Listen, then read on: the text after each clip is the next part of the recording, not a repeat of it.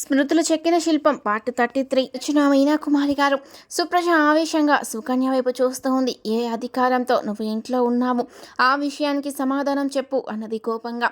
సుకన్య తన మెడలో పసుపు తాడు చూపించి, ఈ అధికారంతో ఉన్నాను, నన్ను దేవుడు లాంటి మనస్తత్వం ఉన్న అక్షయ్ గారు పెళ్లి చేసుకున్నారు అని చెబుతుంటే, పెళ్ళా? ఇప్పుడా? హహ, ఇప్పుడు పెళ్లి చేసుకొని ఉరిశిక్ష పడ్డాక ఆ తాలిబొట్టును తెంచుకుందామని కట్టించుకున్నావా అని హేళనగా నవ్వుతూ మాట్లాడింది సుప్రజ. అలా మాట్లాడకండి, అది ఎంత బాధగా అనిపిస్తుంది మనసుకి. మహోన్నతమైన వ్యక్తిత్వం ఉన్న ఒక వ్యక్తి గురించి అలా తేలికగా మాట్లాడడానికి మీ మనసు ఎలా ఒప్పిందో నాకు తెలియదు. ఇన్నాళ్ళుగా మీరు గమనించిన మీ భర్త మనస్తత్వం ఎంతవరకు గమనించారో నాకు తెలియదు.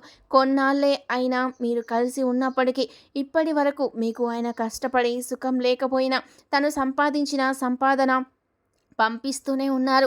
ఆయన మనసుని మీరు అర్థం చేసుకోలేకపోయారా?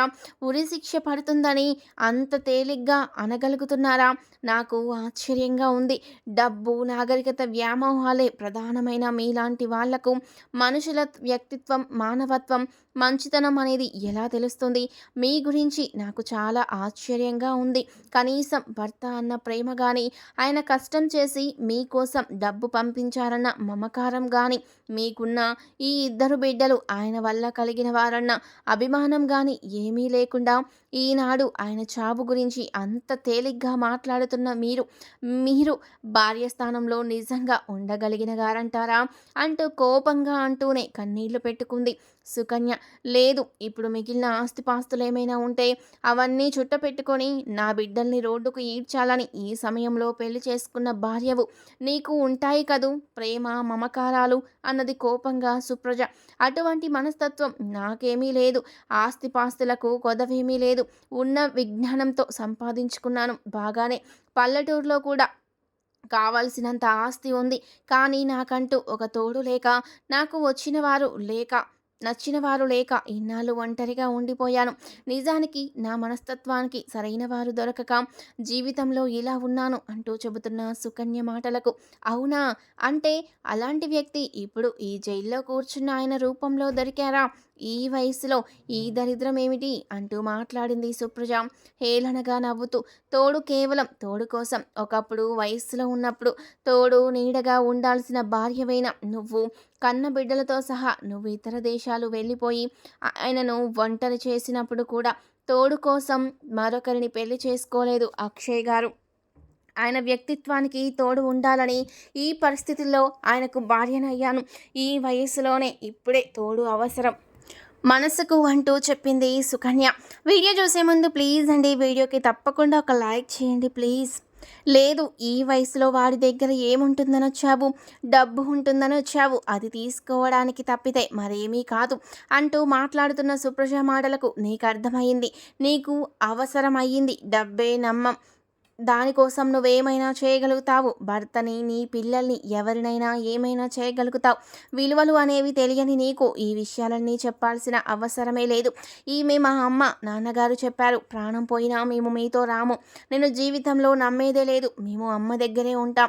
ఆమె మీద నమ్మకం కలిగింది కొద్ది కాలమే అయి ఉండవచ్చు, కానీ ఆమెకున్న జ్ఞానం ఎవరికీ లేదు అని అర్థమయ్యింది.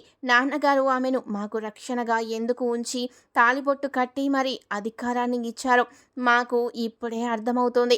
మీ మాటలు వింటుంటే మీకున్న అసలు జ్ఞానం ఏమిటో పూర్తిగా అర్థమయ్యింది అన్నాడు విహాన్.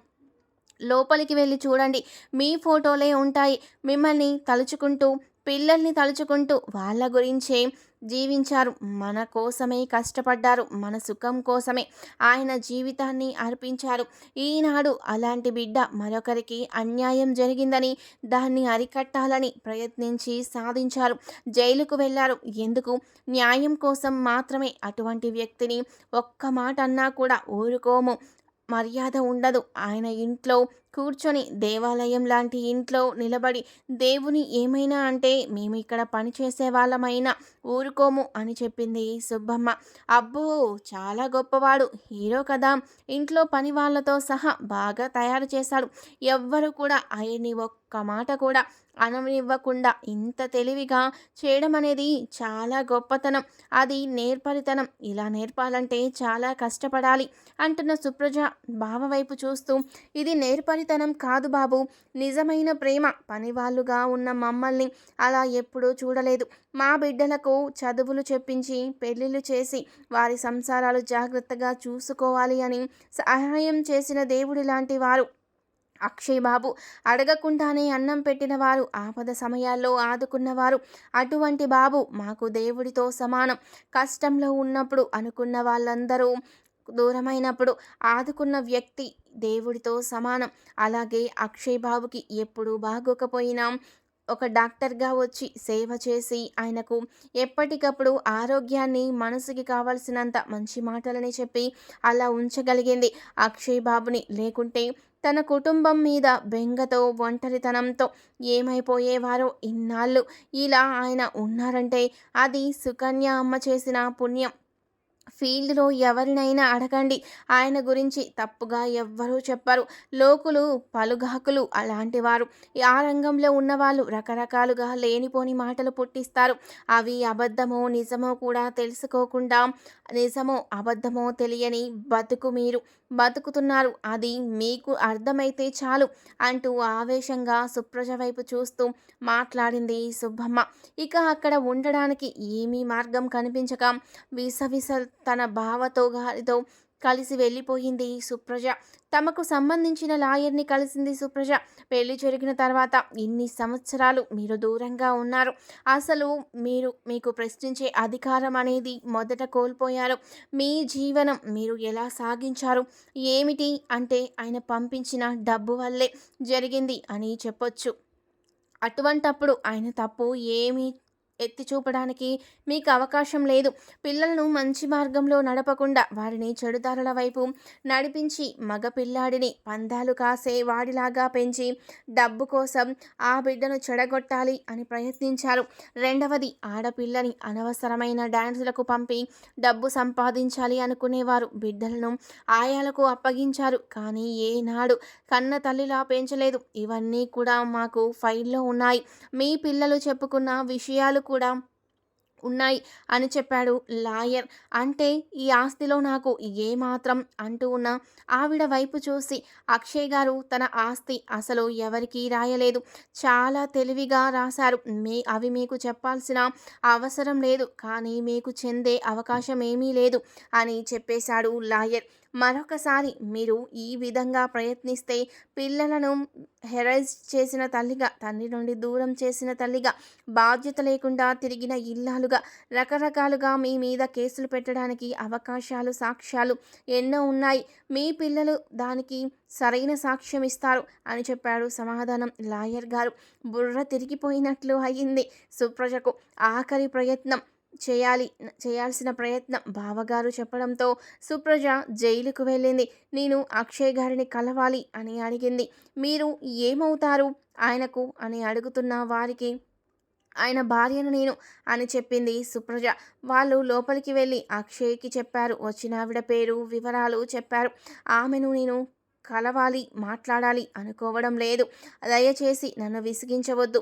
ఆమె నా భార్య కాదు, నా భార్య సుకన్య అని చెప్పడంతో, మరి ఆవిడ అంటూ ఉంటే, మీరు వచ్చిన పని ఏదైనా ఉంటే అది లాయర్ ద్వారా తెలుసుకోండి, అంతవరకు, అంతకు మించి నేను చేసేది ఏమీ లేదు అని అన్నానని చెప్పండి. ఆయన మీతో మాట్లాడాలి అని ఎప్పుడూ అనుకోరట. ఆ విషయం కూడా చెప్పండి అని చెప్పాడు అక్షయ్. అదే మాటలు చెబుతున్న పోలీస్ అతని మాటలకు ఎంత పొగరు, కనీసం నన్ను చూడాలి అని కూడా అనుకోలేదు అని మనసులో అనుకుంటున్న సుప్రజకు, అవును, ఆయన నిజానికి ఎంతో ప్రేమించారు, ఎంతో ప్రాణంగా చూశారు. నేను చెప్పినవే అబద్ధాలు, అందరికీ నిజమనేది తెలిసిపోయింది. చేసేదేమీ లేదు. ఆయన నిజంగానే ప్రేమించారు. లేనిపోని అబద్ధాలు అతని మీద చెప్పి తనే తప్పుడు దారులు నడిచింది. ఇప్పుడు అవన్నీ కూడా కోర్టు ద్వారా వెళ్ళి పిల్లల ద్వారా కోర్టులో సాక్ష్యాలు ఇప్పించుకునే స్థితికి దిగజారితే అంతకన్నా బతుకు ఇంకోటి ఉంటుందా? ఇటు తన ముఖం కూడా చూడడానికి ఇష్టపడని అక్షయ్ ఇప్పుడు నిర్మొహమాటంగా అన్ని మాటలు ఫైల్‌లో రాయించి ఉంచారు. అందువల్ల నష్టమే గాని సుఖమేమీ లేదు. ఇకపోతే ఆస్తిపాస్తులనేవి పెద్దగా లేవు. ఉన్న విషయాలు కూడా తను ఏదో ఒక మార్గంలో రాశాడట. తనకు ఏమాత్రం చెందవని చెప్తున్నాడు కదా! అక్షయ్ సామాన్యుడు కాదు అనుకుంది సుప్రజ. ఇప్పుడు అమెరికా వెళ్ళాలంటే చాలా భయంగా ఉంది. చేసిన అప్పులు దారుణంగా ఉన్నాయి. మరి ఈ పరిస్థితుల్లో అంటున్న సుప్రజ వైపు చూసి నువ్వే ఏదో రకంగా కష్టపడి అప్పులు తీర్చాల్సిందే. ఇవన్నీ నా మీద పెట్టడానికి నీకు ఏ అధికారం లేదు అంటూ ఉన్న బావ వైపు చూసి నువ్వు కూడా ఇలా మాట్లాడతావని అనుకోలేదు అంటున్న సుప్రజ మాటలకు నువ్వు చేసింది మాత్రం కరెక్ట్ అంటావా? భర్తను పిల్లల్ని మోసం చేసి నాతో సుఖపడ్డావు. అటువంటప్పుడు జ్ఞానం నీకుండాలి కానీ నాకు కాదు కదా! నేను నా భార్య బిడ్డలను ఏమీ వదులుకోలేదు కదా అంటున్న బావ వైపు చూసింది సుప్రజ. సిగ్గుంటే నువ్వు నాతో వచ్చి అప్పు తీర్చుకో. నీకు కావలసిన మార్గాలు నేను చూపించగలను అని చెప్పిన అతని వెనక తప్పక నడిచింది సుప్రజ. పరంకుశం గారు అక్షిత అర్చనలను కలిశారు. ఆయన చెప్పినట్లుగా అక్షిత వాళ్ళ అమ్మ సుమా గారు కూడా అక్కడికి చేరుకున్నారు. పరంకుశం గారు వచ్చి కూర్చున్నాక అర్చన, అక్షిత, సుమా గారు వచ్చి అక్కడ కూర్చున్నారు. మిమ్మల్ని కొన్ని ప్రశ్నలు వేయాలి సుమాగారు అంటూ ఉన్న పరంకుశం మాటలకు అడగండి అన్నారు సుమ. మీరు హీరో అక్షయ్ గారిని ఇష్టపడ్డారు అని తెలిసాయి. కానీ ఆ రోజు మీరు అంటే మీపై అఘాయిత్యం జరిగిన రోజు ఏం జరిగిందో చెప్పగలరా అంటూ ఉన్న పరంకుశం గారి మాటలకు ఆ రోజు గాలివాన, కరెంటు లేదు, చీకట్లో నేను అక్షయ్ గారు ఉండే భవంతిలోకి వెళ్ళాను. అలా వెళ్ళిన తర్వాత నాకు ఒక మనిషి ఎదురుగా తగిలారు. అక్షయ్ అంటే అన్నారు ఆయన. మీరంటే నాకు చాలా ఇష్టం. నేనంటే మీకు ఇష్టమా అన్నప్పుడు అని చెప్పారు. ఆ తర్వాత అలా జరిగింది అని వివరించి సుమ అసలు మాట అనేది వినలేదు. మీరు మనిషిని చూడలేదు. మిమ్మల్ని కౌగిలించుకుంది అక్షయ్ లేక ఎవరు అన్న విషయం కూడా మీకు తెలీదు. మీరు అడిగిన దానికి ఆయన అని చెప్పడమే కానీ నోరు తెరచి మాట్లాడలేదు. అమాయకత్వంలో ఉన్న మీరు మిమ్మల్ని ప్రేమతో హత్తుకున్నారు అక్షయ్ గారు అని అపోహపడ్డారు అని అంటున్న పరంకుశం మాటలకు ఆయన డాబా మీద అప్పుడప్పుడు తిరుగుతూ సుమా సుమా అంటూ ఉండేవారు. ఆయన నన్ను కూడా ప్రేమించారు. అంత ప్రేమగా నన్ను దగ్గరకు తీసుకున్నది ఆయన కాక ఎవరవుతారు అన్నది సుమ బాధగా. నా మీద ప్రేమ లేకపోతే అలా నా పేరు ఎందుకు కలవరిస్తారు అంటున్న సుమ మాటలకు పరంకుశం గారు నవ్వుతూ మీ మాటలు వింటుంటే ఈ వయసులో కూడా ఆనాడు ఇంకెంత అమాయకంగా ఉన్నారో అని అర్థమవుతుంది సుమగారు. ఆయన మరదలు పేరు సుమలత. అప్పట్లో ఆయన మరదలు దిగుసీమకు వచ్చిన ఉప్పెనలో ఆయన కుటుంబం మొత్తం కొట్టుకుపోయారు. అందరూ చనిపోయారు. వారిలో ఆయన ఎంతో ప్రేమించి పెళ్లి చేసుకుందాం అనుకున్న మరదలు సుమలత గారు కూడా ఉన్నారు. ఆమెను ఉద్దేశించే ఆయన సుమ సుమ అంటూ అలా తిరిగేవారని ఆయన ద్వారా నేను తెలుసుకున్నాను.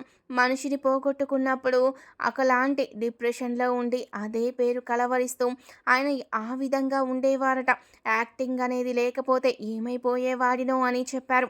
ఆయన చెప్పింది నిజమే, సాక్ష్యాలతో సహా తెలుసుకున్నాము. ఇక వైద్య విషయంలో కూడా నిజం తెలిసింది. ఎందుకంటే వైద్య పరీక్షల్లో అక్షిత తండ్రి అక్షయ్ గారు కాదు అని నిరూపణ అయింది. అక్షిత అక్షయ్ గారు మీ అమ్మగారిని మోసం చేయలేదు. DNA టెస్టులో అది రుజువయ్యింది అని చెబుతున్న పరంకుశం గారి మాటలకు అక్షిత అలాగే చూసింది. మరి ఆ మోసం చేసింది ఎవరు అని ప్రశ్న మెదిలింది అందరికీ.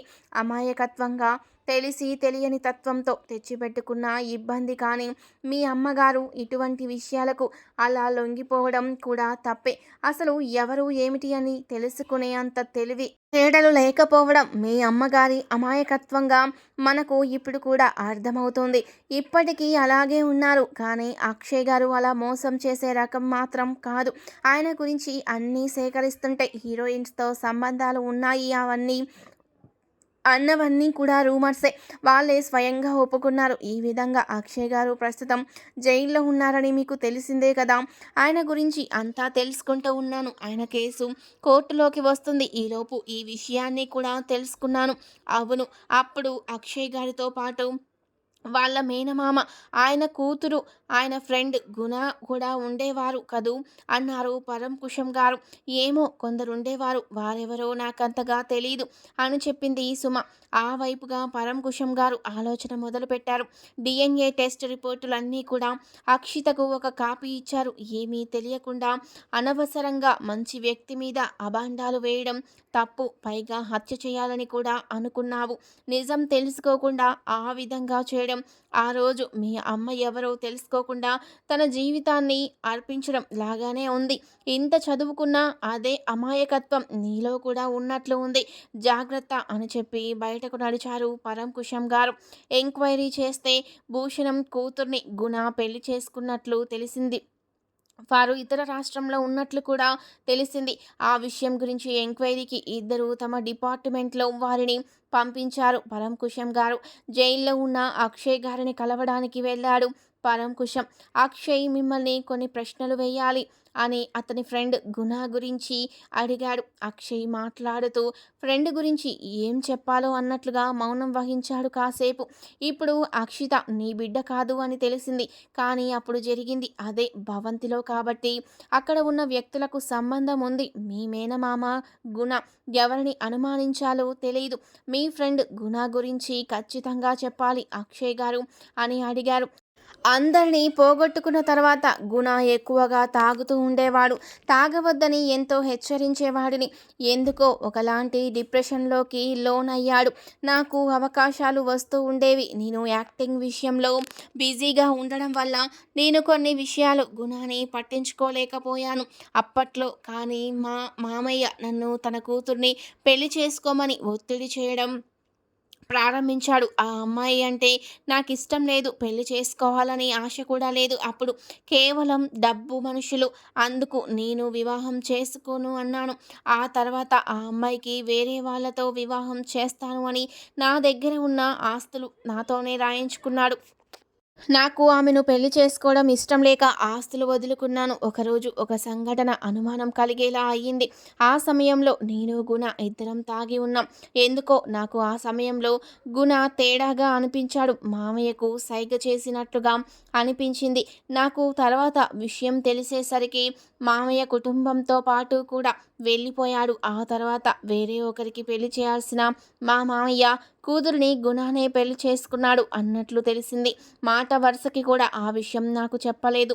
నా పేరునున్న ఆస్తులన్నీ కాజేసిన మేనమామ కూతుర్ని చేసుకోవడం మంచిదే కావచ్చు. కానీ ఆ విషయం వాడు నాకు చెప్పలేదు. నా నుండి ఏదో దాచాడు అన్న బాధ నాకనిపించింది. ఆఖరికి స్నేహితుడు కూడా మోసం చేశాడు అన్న బాధల్లో నేను వాడి గురించి కూడా పట్టించుకోలేదు. అతని గురించి ఆలోచించడం మానేశాను.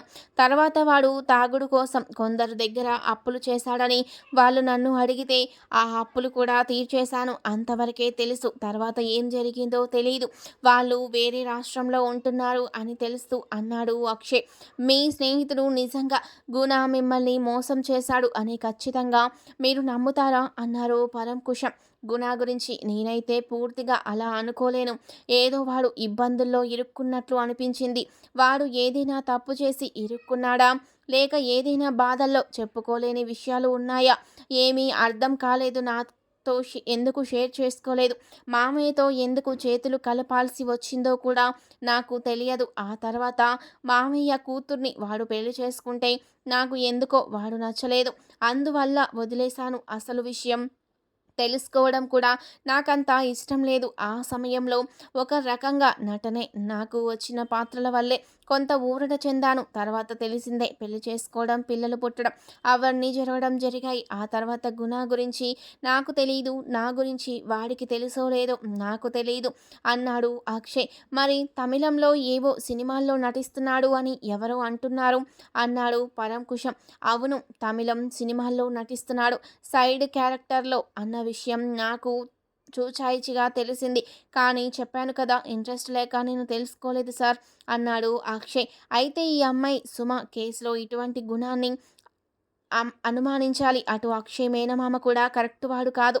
లేక ఇంట్లో ఇంకా ఎవరైనా ఉన్నారో లేదో తెలీదు. తాగుడికి బానిసైన గుణ ఎవరో ఒకరితో కూర్చుని తాగుతూ ఉండేవాడు అని కూడా మాటల్లో తెలిసింది. తప్పు ఎవరు చేశారు తెలుస్తుంది అని అనుకుంటూ అక్కడ మంచి నుంచి బయటకు వెళ్ళాడు పరంకుశం. వీడియో చూసే ముందు ప్లీజ్ అండి, ఈ వీడియోకి తప్పకుండా ఒక లైక్ చేయండి ప్లీజ్. అక్షయ్ పడుకొని అలా ఆలోచిస్తూ ఉన్నాడు. జీవితంలో తనను ప్రేమించే వారందరూ దూరమయ్యారు. తను ప్రేమించే వాళ్ళు అనుకోకుండా మారిపోయి దూరమయ్యారు. భార్యను ప్రేమించినా అర్థం చేసుకోలేదు. పిల్లలపై ఎంతో ప్రేమను పెంచుకున్నా వారిని దూరం చేసింది సుప్రజ. ప్రస్తుతం సుకన్యని ఇష్టపడుతున్నాడు. ఆమెతో పిల్లలతో కలిసి ఉండాలని ఆశగా అనుకుంటున్నాడు. అది తీరేది మాత్రం కాదు. తన జీవితం ఏమిటో తనకు తెలుస్తుంది. లేనిపోని ఆశలు పెట్టుకోవడం అనవసరమని అనుకుంటూ ఉండగానే అక్షయ్ ఉన్న సెల్ తాళం తీసి ఓపెన్ చేశారు. ఇంతలో ఇద్దరు ఖైదీలు పరుగున వచ్చారు. మీ ఇద్దరు కొట్టుకోవడం చెప్పినా వినకపోవడం. వెంటనే ఇప్పుడే పిలుసుకు వస్తాను జైలర్ గారిని, ఇక్కడే ఉండండి అంటూ ఖైదు చేసి వెళ్ళిపోయాడు. అక్కడ ఉన్న పోలీస్ లోపలికి వచ్చిన ఇద్దరూ కూడా ఒకరిని ఒకరు విపరీతంగా కొట్టుకుంటున్నారు.